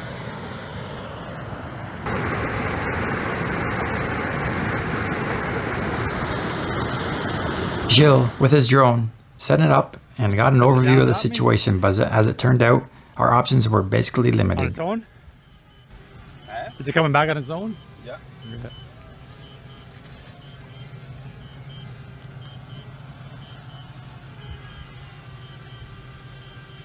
Lexi, being the dog that she is, made sure everyone was safe and aware of the drone coming in for a landing. That's fine, buddy. That's fine. All good now. All good now. So our choices were the sketchy bridge or backtracking along the way we came, perhaps for hours, in hopes of finding another way south.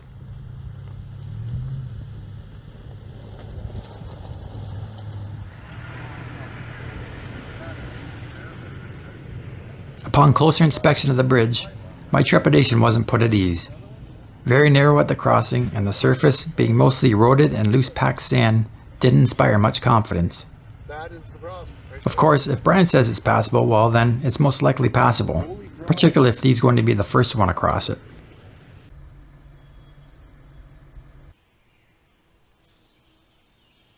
With a bit of filling and shaping, it was as ready as it was going to be.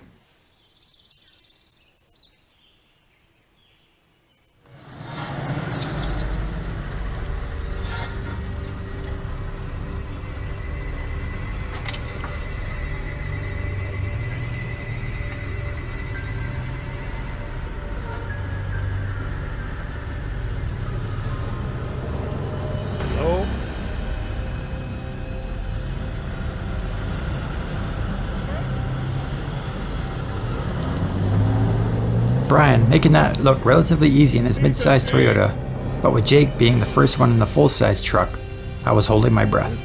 Oh, yes.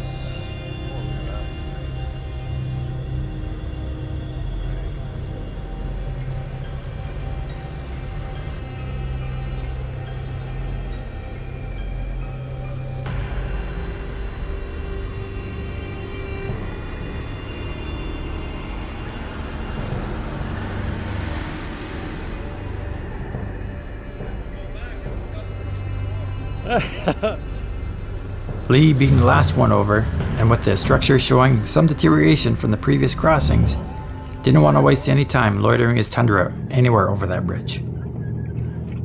Brian, we trust. In the movie The Life of Brian, wasn't Brian basically Jesus? Can I get an amen? Once across, the logging road seemed in a nice enough condition, but eventually we were off toward the trail south again. This, of course, meant more in and out of the tower line travel. And again, just by looking at the ground, this route was definitely not high traffic. And when you're going down a trail that hasn't been used for what could possibly be years, you're bound to run into some surprises, as Brian was about to find out.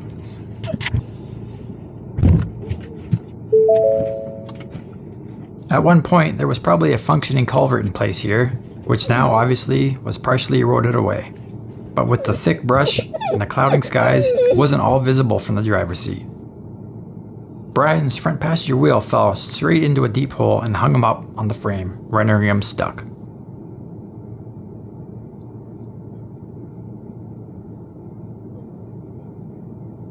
With a shackle on his recovery point, I again had the opportunity to break out the Openroad winch for an easy recovery.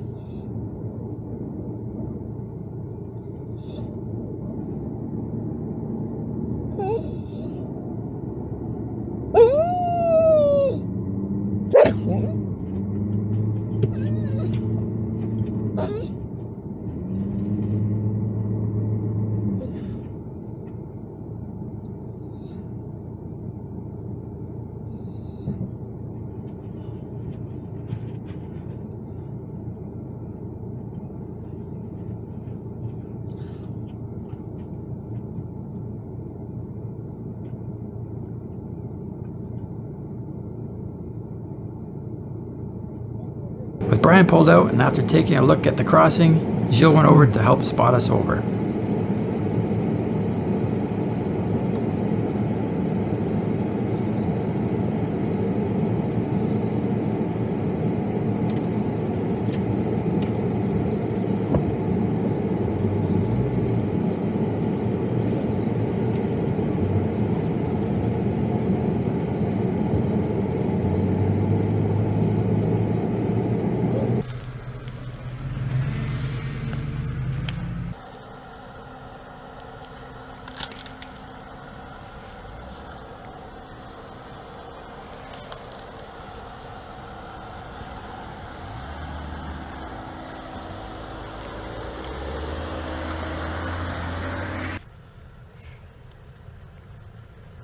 Like the sketchy bridge we crossed earlier, this narrow, rutted culvert was subsequently packed down lower and lower with each vehicle crossing, and by the time it came to be Lee's turn, well...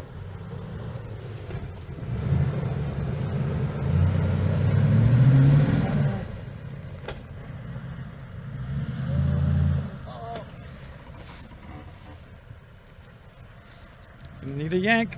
Gilles' Jeep Gladiator, being the last one across, became the anchor for Lee's winch out.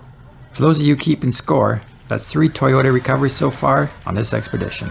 But, to be fair, Jake's 150 also needed a pull out earlier. Someone get in the Jeep and press on the brake. Oh. Okay, hang on. Brian? I can do that, yeah. I'm on the parking brake. Right? I'm sure that's enough. Bring her forward, Lee. Yeah. Yep.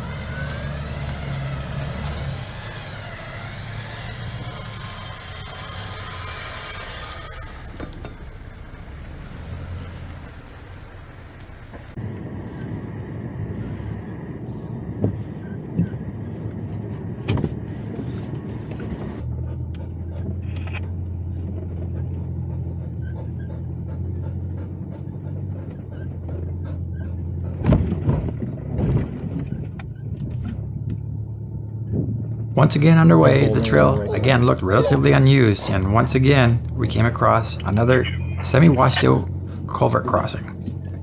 Thankfully, Brian caught this one in time. Shit, I missed it. Good job, Still Jake. 2 more. Whoosh. Nice. I sure hope we don't have to come back. Not quite grown over, you can clearly see the kind of erosion they can experience over time.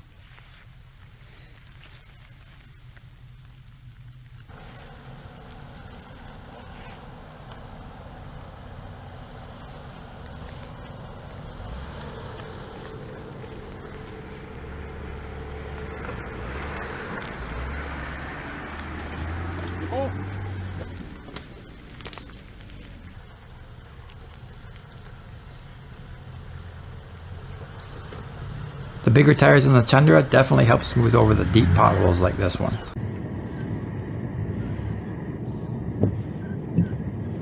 Trying to figure out, is that a road sign up there at the tree line on the right?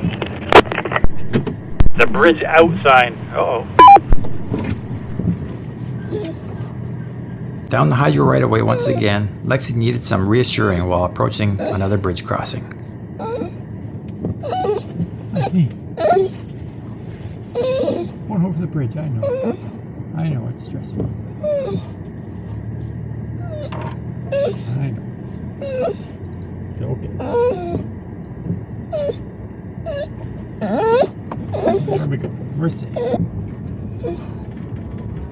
Any right turns here? It looks like there is a right, but I don't see it. It's right here beside me. Lead on, Eric. Yeah, go ahead, Eric. That's the one. The overgrown. Seeing as I was the one who stopped beside the not so apparent right turn on the trail as we tried to figure out the way south, I evidently became the next leader of the expedition. Should have about 700 meters before we hit the road. Copy. This trail started out not too unexpectedly overgrown, but quickly worsened into an alderbush hell. After some discussion, the decision was made to turn around and head back out the trail that initially led us in here. Beaver's messing with us again. He should have been there clearing that out for us. And looking further down the trail, it was only getting thicker, and it was raining, and getting late into the day.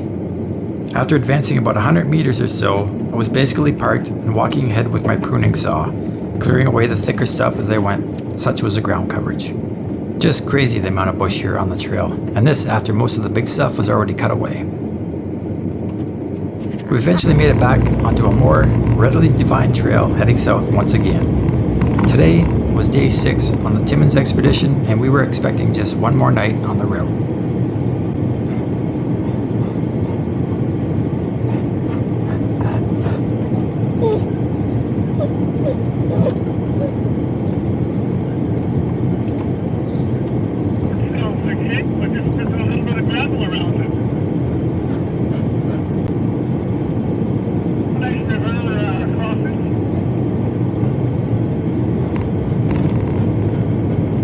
Neat views from the top of this hill here. I was going to say, it looks like a mountain straight ahead. It sure does. Maybe that's a volcano. Can we jump the crater? Will you sacrifice a Toyota in the volcano? The one in the back, yeah.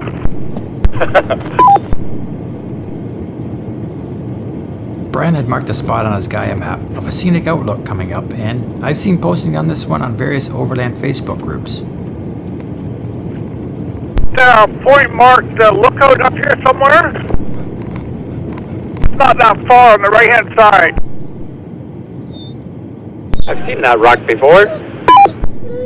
I haven't been out here, but I believe there's a big lookout right off the...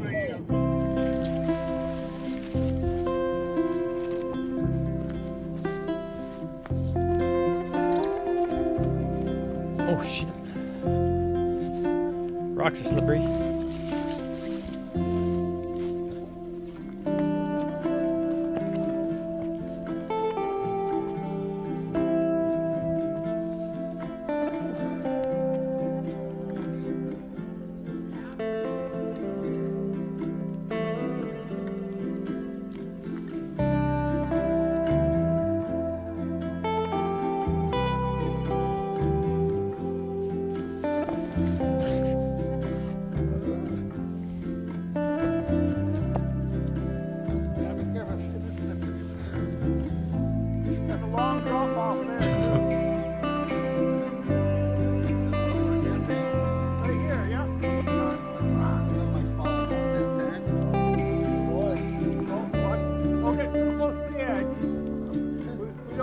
Recovered bodies.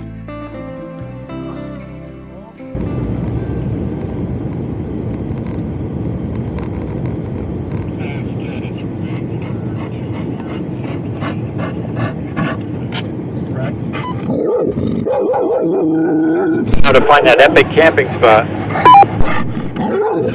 That's good. It'd be nice to set up camp in without the rain. Water coming up, so there might be something along the water as well. Let me know if any of this is starting to look familiar to you, Lee. We were now coming into a region just north of Sudbury, where I had my first ever trip in my Badlands Bronco, and a subsequent trip as well with Lee for his first such trip. Another beautiful scenic part of the province. It's too bad the weather was being so ugly. We eventually settled on a spot which admittedly was a bit overrun and trashy, but at least it offered a nice view for our overnight stay.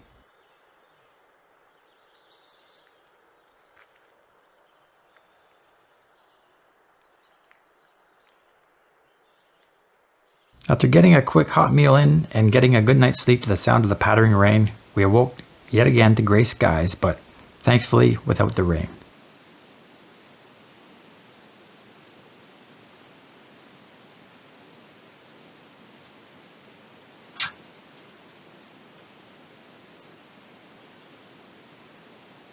After reminiscing over the previous day's action, it was off on the final leg of the trip.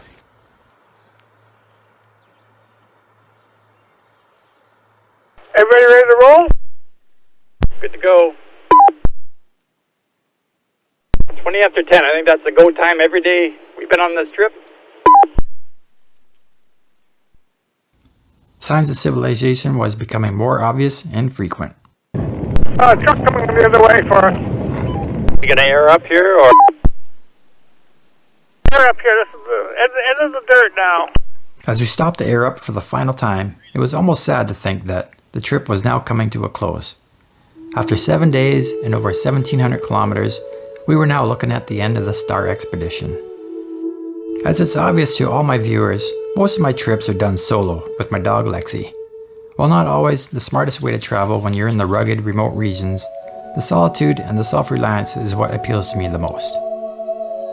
And yet, on this trip, I decided on committing to travel with a large group of people I've never met before.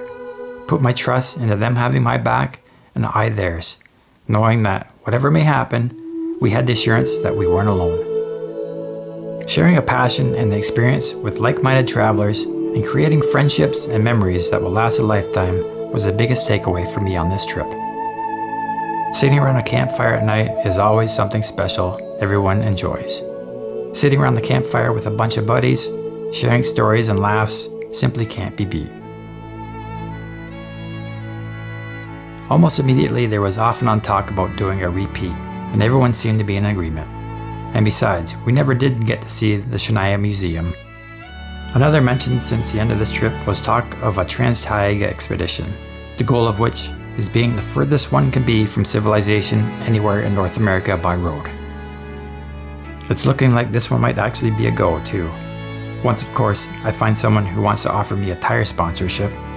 Yep, I was the only one to get a ruined tire on this trip.